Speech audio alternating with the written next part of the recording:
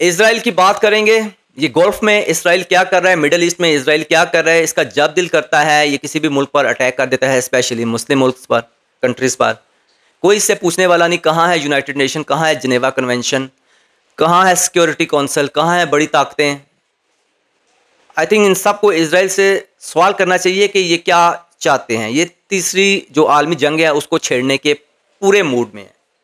2 साल ये बम्बारमेंट करते रहे फ़लस्तीन पर, लेबनान पर, फिर ईरान की तरफ आए और अब कुछ ही वीक गुजरे हैं जंगबंदी को, सीज़ फायर को between Iran and Israel.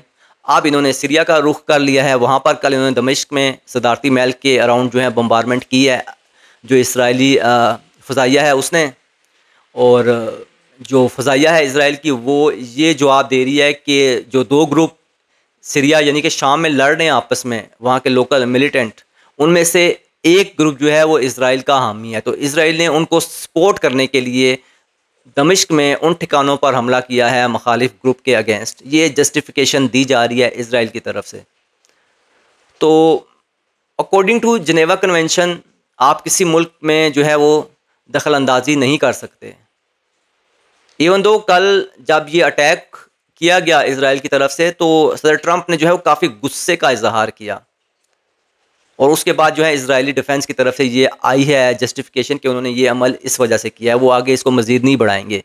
Plus जो अल जज़ीरा के एक्सपर्ट्स हैं वो ये कहते हैं कि अगर 1-2 अटैक और किए इसराइल ने सीरिया में तो बड़ी जंग छिड़ सकती है, क्योंकि शाम के जो एलाइज हैं ईरान, रशिया, उनके भी स्टेक्स हैं उस मुल्क में, और सुना है 300 पाकिस्तानी भी जो है वो शाम में फंसे हुए हैं। एंड अब अगर इसराइल बाज नहीं आता तो डेफिनेटली ईरान और जो रशिया हैं वो इन्वॉल्वमेंट उनकी आएगी आगे चलकर, वो भी शाम में गवर्नमेंट का साथ देंगे। और बहुत बड़ा इसमें जो है वो भी एक एलिमेंट सामने आ रहा है कि मे बी टर्की जो है वो इसमें इन्वॉल्व हो। तो अगर ये बात बिगड़ती है, अगर ये बात बिगड़ती है तो इसराइल जो है वो रिस्पॉन्सिबल होगा, क्योंकि उसने 2 साल तक जो है ना वो तबाही की है फ़लस्तीन में, फिर वो लेबनान गया एंड देन ईरान, और फिर अब दोबारा रशिया इधर सीरिया में। तो मेरे ख्याल में सिक्योरिटी काउंसिल जो है उसको सामने आना चाहिए। जिनेवा कन्वेंशन की जो सैंक्शंस हैं वो लगनी चाहिए अब इसराइल पर। इसराइल जो है वो इनवाइट कर रहा है कंट्रीज़ को 3rd वर्ल्ड वॉर के लिए, जो कि इस दुनिया के लिए बहुत ख़तरनाक होगी अमन के लिए।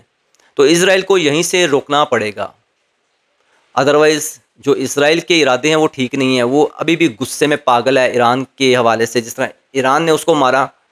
वो आई थिंक इसराइल चाह रहा है कि ईरान जो है एक दफ़ा फिर इन्वॉल्व हो और फिर जो है ईरान पर जो है वो अटैक किया जाए।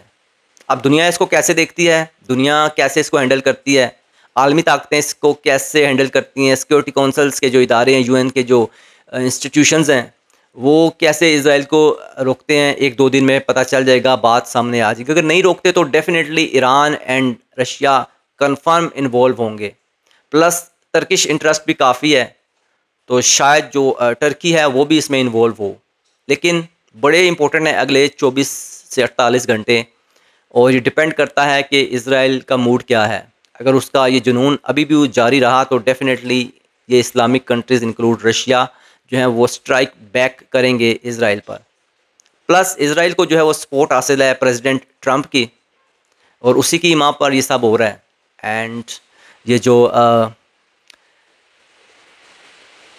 रशिया है, इवन ये जो अमेरिका है, वो चाहता है कि रशिया जो है इन्वॉल्व हो, क्योंकि रशिया को जो है ना अमेरिका को काफ़ी गुस्सा है यूक्रेन के हवाले से, और यूक्रेन ने भी जो स्ट्राइक्स किए हैं, रशिया भी जो है वो चाह रहा है कि उसे मौका मिले बदला लेने का। प्लस इसराइल की भी यही ख्वाहिश है कि ईरान से बदला लिया जाए, क्योंकि जो शिकस्त हुई है, जो ज़िल्लत उसको उठाना पड़ी है ईरान के हाथों, इसराइल वो भूलेगा नहीं। तो लेट्स सी आने वाले टाइम में मिडल ईस्ट का क्या नक्शा, क्या सिचुएशन सामने आती है, लेकिन अलार्मिंग सिचुएशन है द वर्ल्ड पीस के लिए।